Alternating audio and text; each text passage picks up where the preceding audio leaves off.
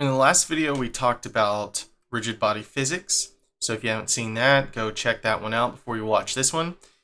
I'll go ahead and just say straight out that the object's center of gravity, when we're dealing with physics simulations, is just the object's origin point. So that little orange point there in the center of this cube, for instance. If I were to double right click over here and add a monkey Suzanne head, that little orange dot there. Of course, we can change this origin point in several ways. Perhaps the most direct way is to just press Tab, go into edit mode, press A to make sure everything's selected, and press G to grab, and just move the object's mesh around.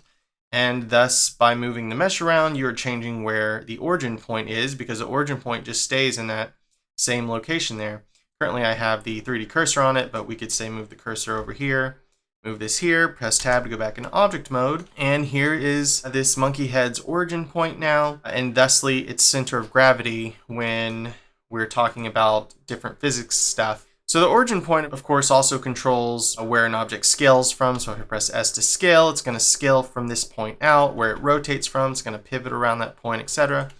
But it is also the object's center of gravity. So if I were to press T to bring up my tool shelf, and under physics control, press add active, and I'll go ahead and delete that cube there, press Shift C to recenter my cursor, then press Shift A and add a plane, S to scale, and then press add passive to add this plane to the rigid body physics simulation, but also lock it into 3D space, which when we press play, notice that the Suzanne head, when it fell, is rotating around that origin point we set. So if I click on the Suzanne head so we can see its origin point, and notice it's acting like the heaviest part of this object is where that origin point is, because that's now where its center of gravity lies. Let's pause. So if I press back here, or of course I could press back here, does the same thing. These are just some convenience animation controls. We can reset the object's origin point, which when we're talking about physics simulations is also doubling for its center of gravity. We can reset it to its actual center of mass by coming up here and pressing origin to object.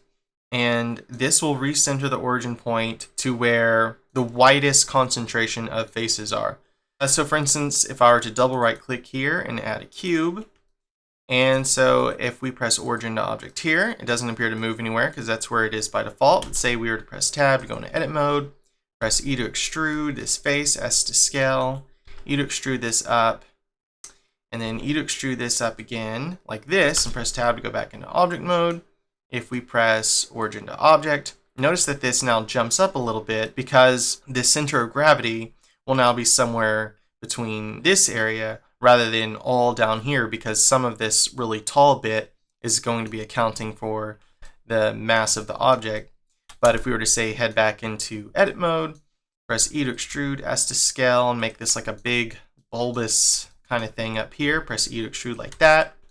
Now if we press origin to object, notice that it will move much higher because the center of gravity is going to be much more where this big bit is. So to be super technical, the option of origin to object here, while this will set the origin point of the object to the center of mass, technically in Blender, this option is really this. If I go to Tools, Edit, and Set Origin, it is origin to center of mass. Now the reason why in Sensei format this option isn't called origin to center of mass but origin to object is because this menu was meant to boil down all of those options to really the only two options you're going to need on a regular basis. It's just a lot easier to come to this menu and see two options, either set the origin to the location of the cursor. So say we right click and set the cursor out here, and I press origin to cursor.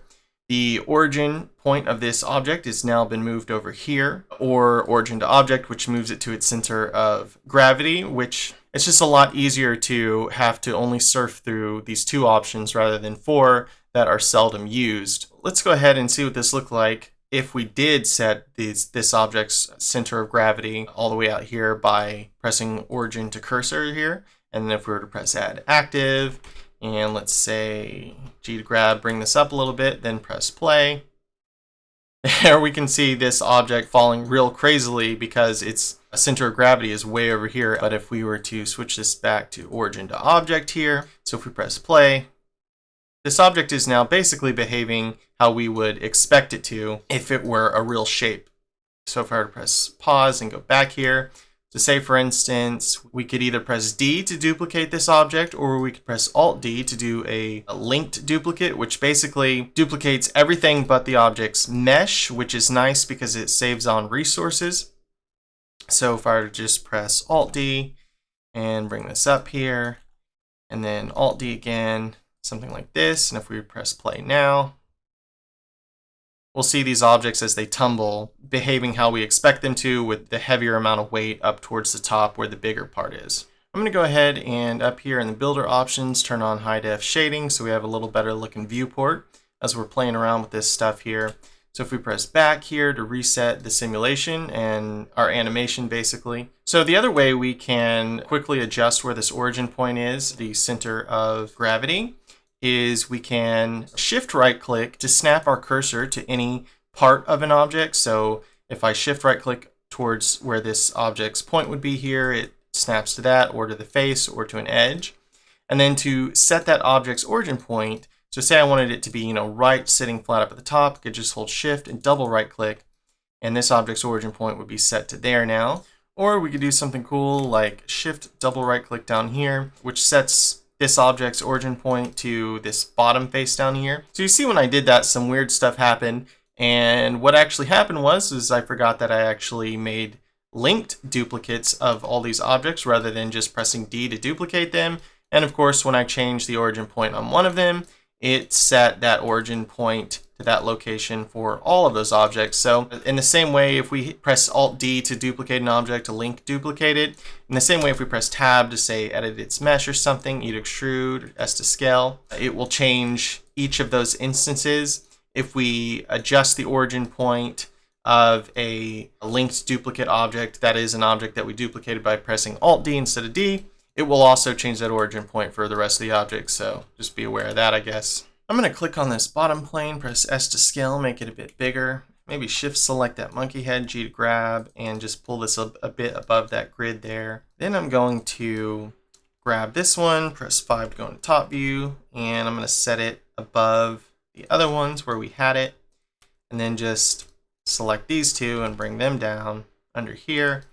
And let's just see how this little simulation plays out with the origin points at the bottom of these objects here. If we press play, you see they actually, with the center of gravity down towards the bottom, they actually managed to not topple over because we don't have that suspended weight up there, which is pretty cool. If we wanted to make these objects unique, of course, we could just say click on each one of them, and over here you see this 3. That means how many users does this object have, which it's a linked duplicate, which is why it's like that. We could press that, and now this becomes its own object, as it were. So if we were to say change its origin, pressing origin to object, its origin would change, but nothing else will change because it's now its own individual object. Likewise, if we adjust its mesh, it's not going to change any of the ones it was linked duplicated from because it's now independent. So let's see what that looks like. Let's press play. And that still manages pretty good, although a little more wobbly. Let's press pause and go back. Let's change its origin point to say shift double right click here and see if that manages. Nope, a bit too front heavy in the weight there. You can also see it's kind of balancing out towards this end because that's where its center of gravity is now, which is pretty cool.